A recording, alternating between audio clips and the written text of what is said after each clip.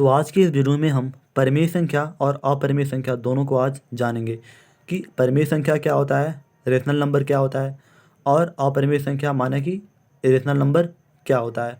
तो यहाँ पे अगर सबसे पहले बात करें परिमेय संख्या का, तो बात करें अगर परिमेय संख्या का तो ये क्या होता है।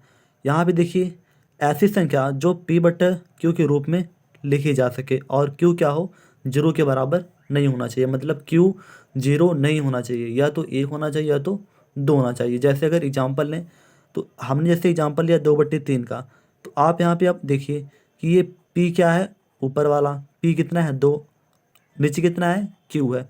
तो यहाँ पे q क्या है, q क्या है, 0 के बराबर नहीं है, मतलब 3 है। तो ये 2/3 क्या हो जाएगा, 2/3 हो जाएगा परिमेय संख्या। अगर ऐसे हम बोलें कि क्या ये 1/2, 1/2 ये संख्या परिमेय है कि अपरिमेय, तो ये संख्या क्या है, ये परिमेय संख्या है। कैसे, पहली बात तो ये इसके रूप में है, p/q के रूप में है ना। और यहाँ पे जो q है, जो 2 है, वो क्या है, 0 के बराबर नहीं है। यहाँ पे देखिए, अगर हम बात करें जैसे 1/0, 1/0 ये संख्या परिमेय है कि अपरिमेय, तो ये संख्या क्या है, ये अपरिमेय है। कैसे कि आप यहाँ पे देखिए क्या लिखा है कि ये p है और ये q है, और q क्या होना चाहिए, q 0 के बराबर नहीं होना चाहिए, लेकिन यहाँ पे क्या है, ये बराबर हो गया है। तो ये क्या हो जाएगा, ये हमारा हो जाएगा सिंपली परिमेय संख्या। और ऐसे एग्जाम्पल में आपको देते हैं कि कड्री में 16, कड्री में 16। अब आपको क्या पता है कि कड्री में 16 का मान कितना होता है, 4। क्यों, क्योंकि ये 16 क्या है, 4 का वर्ग है। तो यहाँ पे क्या हो जाएगा 4, और 4 को हम 4/1 लिख सकते हैं, ठीक ना। अब यहाँ पे देखिए आप, तो p क्या है, ऊपर वाला है, q क्या है, नीचे वाला है। तो ये क्या हो गया, p/ इसके रूप में, p/q के रूप में क्या हो गया। तो मतलब ये क्या है, परिमेय संख्या है। और यहाँ पे एक चीज़ और है कि यहाँ पे p और q क्या होना चाहिए, पूर्णांक होना चाहिए। अब देखेंगे कि परिमेय संख्या का क्या क्या एग्जाम्पल है। इसका एग्जाम्पल है, पहला आप 1 से लेके अगर 2, 3, अगर आप 1000 तक लिख रहे हैं गिनती, तो वो क्या है, वो भी परिमेय संख्या है। कैसे, अगर यहाँ मान लें कि 3, 3 परिमेय संख्या है। कैसे, क्योंकि 3 को हम 3/1 लिख सकते हैं, और ये क्या है, ये क्या है, p/ इसके रूप में है, ठीक ना।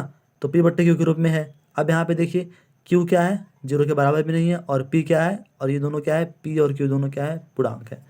यहाँ से p और q क्या है, पूर्णांक। पूर्णांक क्या होता है, तो देखिए पूर्णांक होता है आपका, एक तो होता है 0, 1, 2, 3 से लेके कहाँ तक, अनंत तक। और एक होता है जब आप बाएं साइड जाएंगे तो क्या होता है, -1, -2, -3 और -4, कहाँ तक, अनंत तक जाएंगे। तो यहाँ पे p और q क्या होने चाहिए, तो वो पूर्णांक होना चाहिए, तभी हम क्या बोलेंगे, ये क्या है, परिमेय संख्या है। तो इसका एग्जाम्पल क्या हो गया परिमेय संख्या का, तो इसका एग्जाम्पल हो गया आपको, अगर कड्री में आपको दिया, जैसे 36 दिया है, और कड्री में 25 दिया है, और क्या दिया है, कड्री में 49 दिया है। अगर आपको कड्री में जो भी नंबर दिया रहेगा, अगर वो किसी का वर्ग होगा, अगर वो किसी का वर्ग होगा या उसका वर्गमूल होगा, तो देखिए 36 का वर्गमूल क्या होता है, 6 होता है। क्यों, क्योंकि ये 6 का स्क्वायर है, और ये 5 का स्क्वायर है, और ये 7 का स्क्वायर है। तो ये सभी नंबर क्या हैं, ये सभी नंबर परिमेय संख्याएं हैं। अब देखते हैं कि अपरिमेय संख्या क्या होता है। तो अपरिमेय संख्या क्या होता है, क्या दिया है कि ऐसी संख्या जो p/q के रूप में नहीं लिखी जा सके, और यहाँ पे q does not equal to 0। और यहाँ पे क्या होगा कि p और q क्या होने चाहिए, पूर्णांक होना चाहिए। p और q पूर्णांक होने चाहिए। ये पूर्णांक क्या होता है, तो पूर्णांक होता है आपका दो प्रकार का, एक होता है नेगेटिव पूर्णांक और एक होता है पॉजिटिव पूर्णांक। जैसे अगर बात करें कि अगर ये लाइन है एक, आपने क्या पढ़ा है कि यहाँ पे 0 होता है, और यहाँ पे 1, 2, 3 कहाँ तक, अनंत तक होता है कि नहीं, अनंत तक। और ऐसे ही जब हम बाएं साइड जाएंगे तो -1, -2, -3 कहाँ तक, अनंत तक। तो ये देखिए, ये क्या है, ये आपका नेगेटिव वाला पूर्णांक है, और ये पॉजिटिव वाला पूर्णांक है। मतलब 1, 2, 3, 4, 5 कहाँ तक, जहाँ तक आप जा पाएँ, अनंत तक। और एक क्या होता है, एक होता है नेगेटिव पूर्णांक, जो क्या हो, माइनस में, -1, -12, -2000, ये सब क्या हो जाएगा, पूर्णांक हो जाएगा। अब इसका एग्जाम्पल क्या हो जाएगा, जैसे हमने ले लिया कड्री में 14। अब ये क्या है, अगर हम कड्री में 14 का मान निकालें तो कितना आएगा, तो 3 पॉइंट कुछ आएगा, मतलब 3 पॉइंट के समथिंग कुछ आएगा। तो जब भी आपको पॉइंट में देगा, ठीक ना, जब भी आपको कोई भी संख्या अगर आपको देगा दशमलव में, तो वो क्या हो जाएगा, वो हो जाएगा अपरिमेय संख्या हो जाएगा, ठीक ना। क्यों? क्योंकि इसको हम पी बट्टा इस रूप में क्यू के रूप में नहीं लिख सकते हैं, इसको हम पी बट्टा क्यू के रूप में नहीं लिख सकते हैं, इसीलिए क्या होगा, ये अपरिमेय संख्या होगा। जैसे अगर बात करें कि अगर आपको कटरी में कोई भी नंबर दे दे, कटरी में 2, कटरी में 6, कटरी में 18, अगर आपको कटरी में विषम नंबर दे रहा है, कटरी में क्या दे रहा है, विषम नंबर दे रहा है, तो वो क्या हो जाएगा, वो हो जाएगा अपरिमेय संख्या। क्या हो जाएगा, अपरिमेय संख्या हो।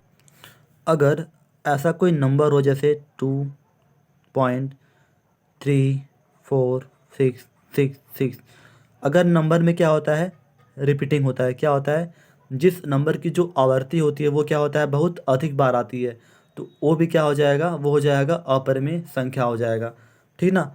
तो जो नंबर क्या होगा, बार बार आएगा, ठीक ना, वो क्या हो जाएगा, वो हो जाएगा अपरिमेय संख्या, मतलब कि इरेशनल नंबर हो जाएगा। कटरी में अगर दे आपको, कटरी में 10, कटरी में 12, 13 कुछ भी दे, अगर यहाँ पे कटरी में ऐसा कोई कटरी दे, जैसे यहाँ पे हमने लिखा है कटरी में 25, और 25 तो होता है कटरी में, लेकिन इसका जो 25 क्या है, ये 5 का वर्ग है, क्या है, 5 का वर्ग है।